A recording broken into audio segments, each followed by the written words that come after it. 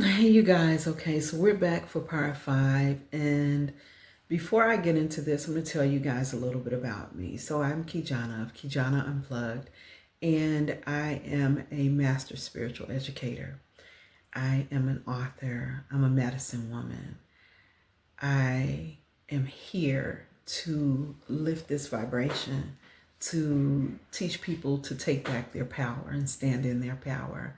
Currently, I'm enrolling for 2 different programs, Fundamentals of Healing and the Earth Realm Self-Mastery Program. That's a year-long program. The other is a 6-month program.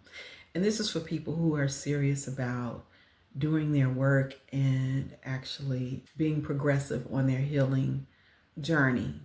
So if you're interested, just visit kijanaunplugged.com for more information. Now, we're going to get into part 5. We're going to talk about spirituality, and we're going to talk about spirituality and connection, right? Initially, I told you guys in part 2, the illusion of separation, that one of the main things is to keep us disconnected. And what I want to do, I just want to give you guys just a few tips today about reconnecting with yourself. So understand that there are many people here that are guides, that are light bringers. And first and foremost, I want you to understand you must use your discernment when dealing with people. If you can not ask a person questions about their own healing journey, what they've been through, how they healed and how they got over it, if this person cannot be open with you about their path and journey, then rethink who you're actually going to for insight and information, because they should be able to give you examples of how they got through.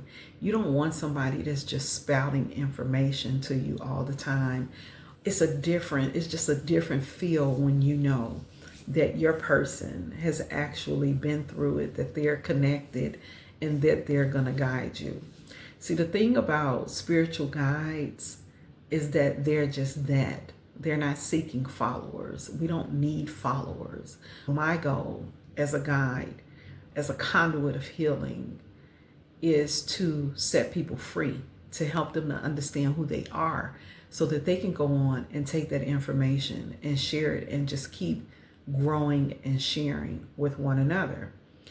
While you're on your spiritual journey is just knowing yourself. It's just returning to you, to understanding who you are as a being. And as you go through this journey, I'm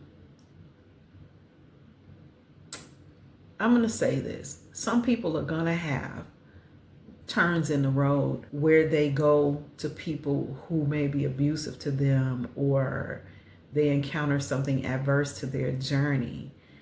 And remember this, if you're one of these people who's experienced this, then just know that ultimately it was a lesson about how you are not loving yourself and honoring your intuition and your knowing. Because the thing is this, and I've been through several things that were harmful to me, and not just necessarily on my dedicated spiritual journey, but just in life.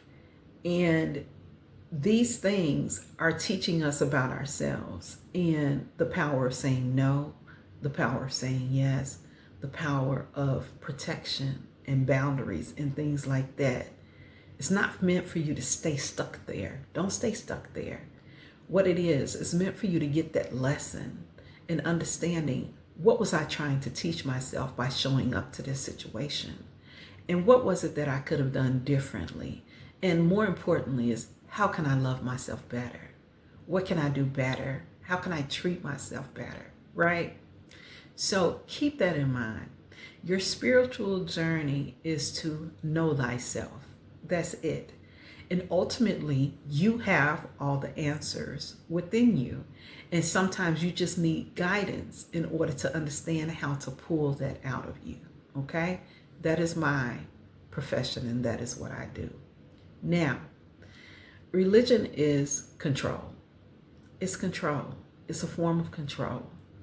It's a form of having you to focus on men outside of you, right? Meaning that you are giving your power over to a leader. I'm doing this because I'm just thinking about all the abusive pedophiles, molesters, and everything that are in these religious organizations.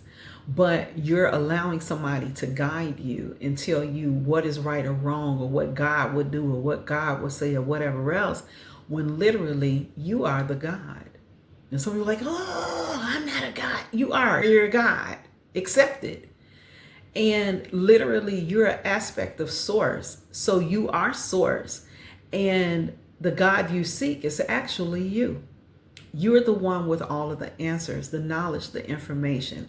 And understand that I don't equate source to being God, because there are many gods, and gods are masters in their craft. And a lot of times they were just beings that walked this planet, and that people acknowledged and said, oh, they were so good at this, then I know who to call on in the spirit realm if I need help with that thing. You are your God. And literally, you have all the answers for yourself. But the goal has been to separate you from your own knowing. So I'm going to tell you some things. So, and I'm not going to go into everything, but let's say this. In the religion, and I'm sure many of you have heard this, the laying of hands on a person is just using energy, healing energy from creation. That's it, right? So it's Reiki, right? And other forms of, or whatever names that man has created for this same universal life force energy, this healing energy that comes through. Then to prophesy is to be a reader. I'm a reader. I'm a medium. I connect with those who have transitioned over. And it's the same thing to be able to prophesy and give somebody a word, right? Same thing. Being a reader, being a medium, being an intuitive, connected to that oneness, to that knowing, to be able to access information. Same thing. And so just think about all of the works that are being condemned as far as spirituality, when literally these are, and you all know this, there's so many videos out there on this, and people are breaking down each practice in religion that is literally a spiritual practice, right? Prayer is manifestation, literally, right? You have, what do? They do the body of Christ. Oh, y'all know all this stuff. I ain't gonna get time for all that. But basically what I'm saying is this. Spiritual practice is still in religion, and they're still being used, but they've been labeled something different. In addition, you have to question anything that separates you from yourself and gives power or control over you to another man. When people go for absolution, going to a priest or whatever, like literally you're asking a man to tell you how to absolve yourself or clear your energy, and they tell you to do Hail Marys or whatever. That ain't it.